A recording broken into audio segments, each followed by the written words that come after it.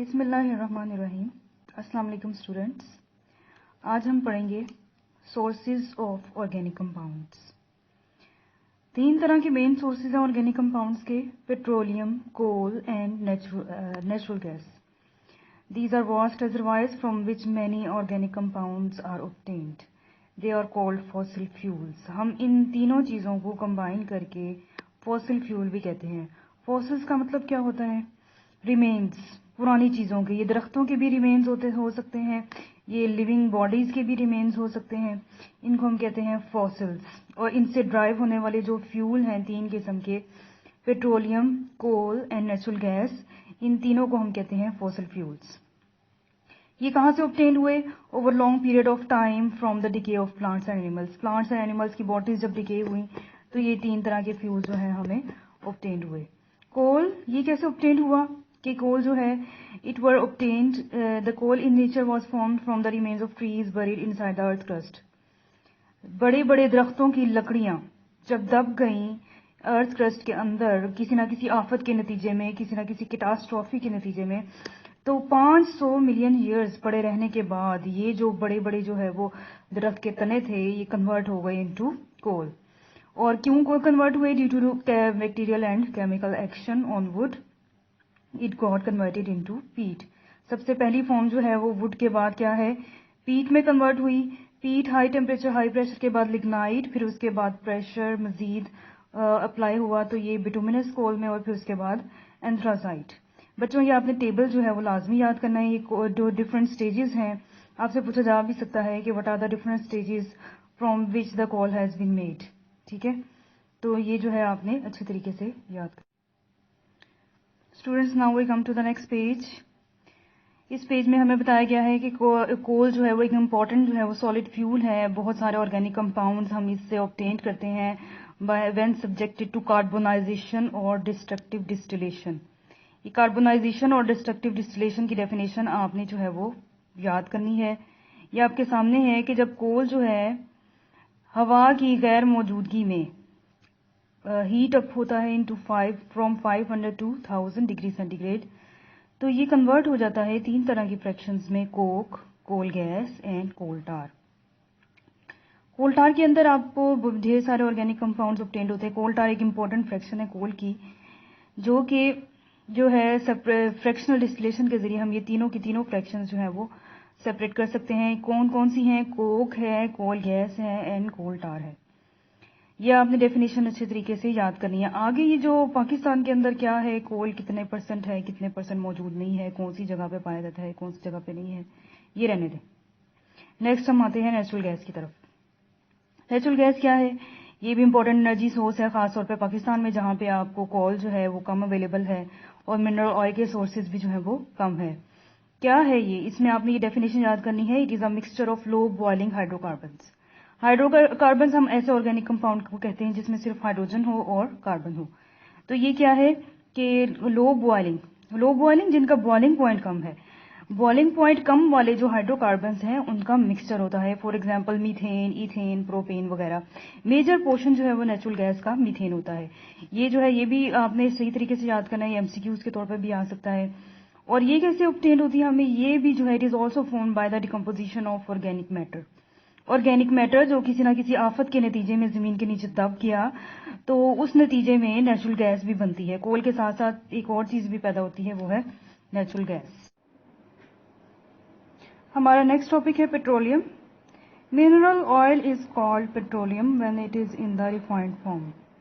Mineral oil, खाम तेल, जब इसको रॉक्स में से निकाला जाता है और इसको फैक्ट्रीज के अंदर रिफाइन किया जाता है तो हम इसको कहते हैं पेट्रोलियम। ये आपने टेबल गौर से देखना है अच्छे तरीके से, या आपको एमसीक्यूज के तौर पे इस टेबल को तैयार करना है। सबसे पहले इसमें जो फ्रैक्शन है वो है नेचुरल गैस। आप देखेंगे कि इस टेबल में शुरू में जो है इनके बॉइलिंग पॉइंट्स डिफरेंट सेक्शंस बनाएंगे टेबल में। ये फ्रैक्शन का नाम है, ये बॉइलिंग पॉइंट है, it is the composition and this is it's use. अब इसमें क्या है, नेचुरल गैस यानी कुदरती गैस, इसका बॉइलिंग पॉइंट 20 डिग्री सेंटीग्रेड से भी कम होता है, यानी ये गैस की सूरत में है। इसमें कार्बन की तादाद बहुत ही कम है, C1 से C4 है। इसके अलावा इसके अंदर जो है इसके इस्तेमालात फ्यूल, पेट्रोकेमिकल्स, फ्यूल बनाने के लिए इस्तेमाल होती है और डिफरेंट किस्म के जो है वो पेट्रोलियम प्रोडक्ट्स बनाने में इस्तेमाल होती है। नेक्स्ट है पेट्रोलियम ईथर। ये सॉल्वेंट के तौर पे इस्तेमाल होता है। इसका दर्जा हरारत 20 से लेके 60 डिग्री सेंटीग्रेड तक है इसका बॉइलिंग पॉइंट, और इसके अंदर जो है वो कार्बन की तादाद है C5 to C6। ठीक है, कार्बन 5 से लेके कार्बन 6 तक। जैसे जैसे इनके अंदर कार्बन की तादाद बढ़ती जाएगी, आप देखें तो इनका बॉइलिंग पॉइंट जो है वो भी बढ़ते जाएंगे। इधर कार्बन की तादाद ज्यादा है, इधर उससे भी ज्यादा है, और इधर आके देखें कि आखिर में बॉइलिंग पॉइंट की जगह मेल्टिंग पॉइंट दिया गया है। बहरहाल हम इसकी तरफ आते हैं, लिग्रोइन एंड नेफ्था। ये भी पेट्रोलियम की फ्रैक्शन है। इसका बॉइलिंग पॉइंट है 60 to 100 और इसके अंदर कार्बन है कार्बन 6 से कार्बन 7। ये सॉल्वेंट के तौर पे इस्तेमाल होता है और रॉ मटेरियल के तौर पे। नेक्स्ट है गैसोलीन। गैसोलीन हम मोटर फ्यूल को कहते हैं। इसमें कार्बन 4 से लेके कार्बन 13, लेकिन मोस्टली इसके अंदर कार्बन 6 से 8 होते हैं, यानी या तो 6 कार्बन वाला फ्यूल होता है या 8 कार्बन वाला। मोटर फ्यूल यानी बाइक्स में इस्तेमाल होता है, कार्स में इस्तेमाल होता है, रिक्शाज, हर तरह का जो फ्यूल है उसको हम कहते हैं गैसोलीन। नेक्स्ट है केरोसिन। ये हीटिंग फ्यूल के तौर पे केरोसिन ऑयल आपने नाम सुना होगा। हीटिंग फ्यूल या बर्निंग फ्यूल के तौर पे इस्तेमाल होता है, इंडस्ट्रीज में भी इस्तेमाल होता है ये फ्यूल। इसके अंदर कार्बन 8 से लेके कार्बन 14 है और इसका बॉइलिंग पॉइंट 175 to 325 है। नेक्स्ट है सी इन मोर फ्रैक्शंस है। ये लुब्रिकेशन के लिए इस्तेमाल होता है। लुब्रिकेशन मीन्स कि ये जो है ये फ्रैक्शंस फ्रिक्शन को रिमूव करने के लिए इस्तेमाल होती हैं। नेक्स्ट वैक्स प्रोडक्ट्स है ये है, और आखिरी है एस्फॉल्ट पेट्रोलियम कोक। ये सॉलिड है और ये जो है roofing, paving, fuel reducing agent वगैरह के तौर पे इस्तेमाल होती है। लुक वगैरह का आपने नाम सुना होगा। ये सड़कों पे डाली जाती है, बिल्डिंग्स की दीवारों पे लगाई जाती है टू जो है secure the wall. Student next page की तरफ आए, देखें इसमें लिखा हुआ है ये जो पेट्रोलियम है it is also formed by the slow chemical and biochemical decomposition of the remains of organic matter found between the sedimentary rocks. ये जो पेट्रोलियम है ये भी केमिकल एंड बायोकेमिकल यानी high pressure, high temperature, biochemical means के bacterial action, ये दो चीजें जो है इसको ऑर्गेनिक मैटर को जो है वो उसमें पेट्रोलियम में कन्वर्ट कर देती है। Sedimentary rocks. सेडिमेंट्री रॉक्स वो रॉक्स हैं जो उनमें आपको लेयर्ड पैटर्न नजर आ रहा है, सेडिमेंट्स नजर आते होते हैं। बहुत सारी ऐसी रॉक हैं, अगर आपको कलर कहाँ जाने का इत्तेफाक हो वहां पे भी आप देखेंगे कि जो पत्थर हैं उनमें लेयर्ड पैटर्न है। ये लेयर्ड पैटर्न वाली जो रॉक्स हैं इनको हम सेडिमेंट्री रॉक्स कहते हैं। होता क्या है कि हवा के साथ मिट्टी की तह ब तह जो है वो रॉक्स पे चढ़ती जाती है। ये तह जो है जब जम जाती है तो एक लेयर जो है वो उसका खास कलर नजर आता है।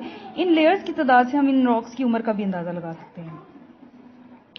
अच्छा, जब रॉक से निकाला जाता है बिल्कुल ही जो है खाम हालत में तो हम इसको कहते हैं क्रूड ऑयल। नेक्स्ट आगे उन्होंने जो है इस पेट्रोलियम का जिक्र किया है, पाकिस्तान में कहाँ कहाँ है, कितने मिलियन टन निकलता है, कितना रिफाइन होता है, ये कुछ आपने याद नहीं करना। बस आपने क्रूड ऑयल की डेफिनेशन, पीछे से पेट्रोलियम की डेफिनेशन, नेचुरल गैस की डेफिनेशन आपने ये याद करनी है। ठीक है, नेक्स्ट हम आते हैं क्रैकिंग ऑफ पेट्रोलियम की तरफ। क्रैकिंग ऑफ पेट्रोलियम क्या है कि पेट्रोलियम की जितनी भी प्रोडक्ट्स हमें ऑब्टेन्ड होती हैं सारी की सारी काबिल इस्तेमाल नहीं है। ज्यादातर तो हमें इसमें जो सबसे ज्यादा हमें चाहिए होती है प्रोडक्ट वो है गैसोलीन। गैसोलीन मतलब मोटर फ्यूल। आपके सामने ही है कि गैसोलीन का कितना इस्तेमाल है। हमने जो है थोड़ी सी जगह पे जाना हो, हम जो है क्या करते हैं, एक बाइक का, एक कार का इस्तेमाल करते हैं और उसमें हम फ्यूल डलवाते हैं। ये गैसोलीन वही फ्यूल है। अब इसका इस्तेमाल बेतहाशा है, लेकिन जब ये ऑब्टेन्ड होती है पेट्रोलियम से तो ओनली इट इज 20%। हमें अपनी इस नीड को पूरा करने के लिए गैसोलीन को और बनाना पड़ता है, और गैसोलीन को और बनाने का तरीका क्या है? One of the way is cracking. Cracking of petroleum means, crack का मतलब होता है तोड़ना। पेट्रोलियम की कुछ फ्रैक्शंस ऐसी होती हैं जिनका इस्तेमाल ज़्यादा नहीं होता, जैसे कि केरोसिन ऑयल है एंड गैस ऑयल।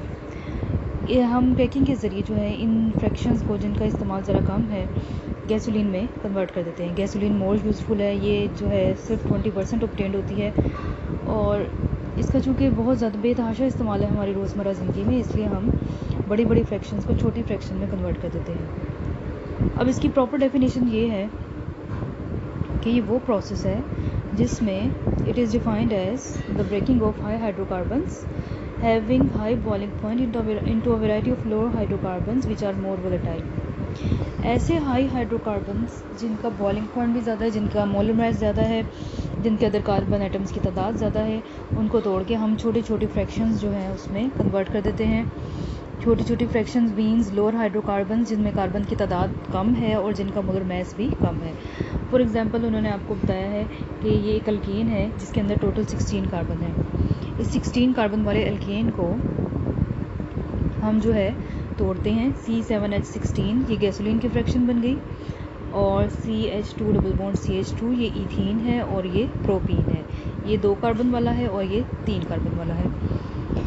इस प्रोसेस के दौरान क्या होता है कि हम जो है कार्बन कार्बन सिंगल बॉन्ड को तोड़ते हैं। लॉन्ग चेन में कार्बन कार्बन सिंगल बॉन्ड जो है वो टूट जाता है और छोटे मॉलिक्यूल्स में कन्वर्ट हो जाता है। ये छोटे मॉलिक्यूल्स अल्केन्स के भी हो सकते हैं और अल्कीन्स के भी हो सकते हैं। बाकी क्रैकिंग जो है उसकी 3 मेजर टाइप्स हैं। नंबर 1 है थर्मल क्रैकिंग, नंबर 2 है कैटालिटिक क्रैकिंग, नंबर 3 है स्टीम क्रैकिंग।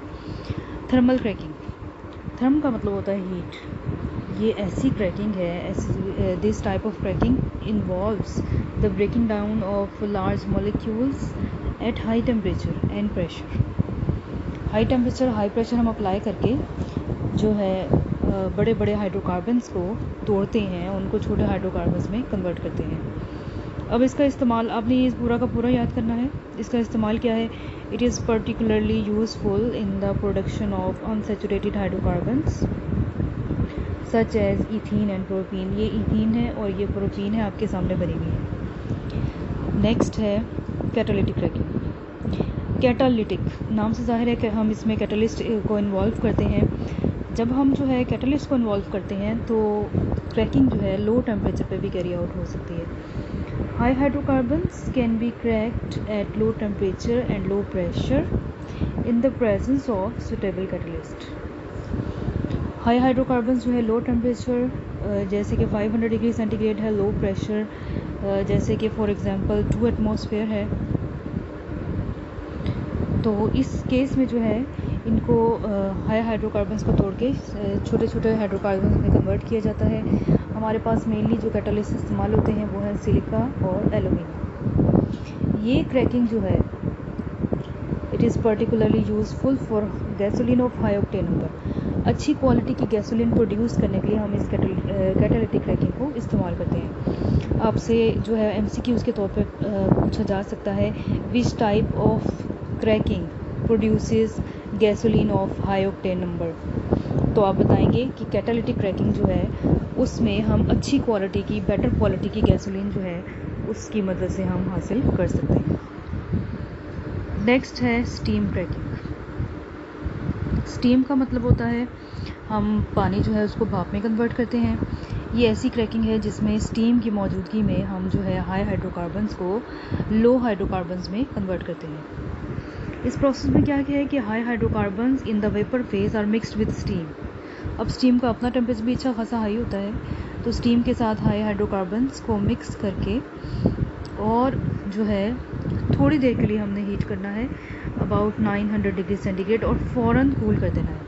ये अचानक हीट करना और अचानक कूल करना, इससे क्या होता है कि बॉन्ड टूट जाता है और इस प्रोसेस के दौरान सुटेबल जो है वो लोअर हाइड्रोकार्बन जो है अनसैचुरेटेड हाइड्रोकार्बन प्रोड्यूस होते हैं। आगे क्रैकिंग की जो है वो इस्तेमालात क्या हैं? बेतहाशा इस्तेमाल है। Besides increasing the yield of gasoline, सबसे बड़ा तो इसका इस्तेमाल है कि हमने गैसोलीन जो है उसकी पैदावार ज़्यादा करनी है। इसके अलावा बहुत सारी जो इसकी बाय प्रोडक्ट्स हैं उनके बहुत इस्तेमाल है। बाय प्रोडक्ट्स यानी रिएक्शन के दौरान जो मेन प्रोडक्ट है वो तो गैसोलीन होनी चाहिए, जो दूसरी छोटे छोटे हाइड्रोकार्बन्स हैं उनको हम बाय प्रोडक्ट कह देते हैं। ये इथीन, प्रोपीन, ब्यूटीन वगैरह जो है या बेंजीन, ये इनका बेतहाशा इस्तेमाल है in the manufacture of almost every chemical industry. आपके सामने है ड्रग्स की इंडस्ट्री है, प्लास्टिक्स हैं, डिटर्जेंट्स है, synthetic fibres, fertilisers, weed killers, imported chemicals like ethanol, phenol and acetone. ये सारी केमिकल इंडस्ट्रीज़ हैं जिनके अंदर जो है स्टीम ये जो है क्रैकिंग का इस्तेमाल होता है।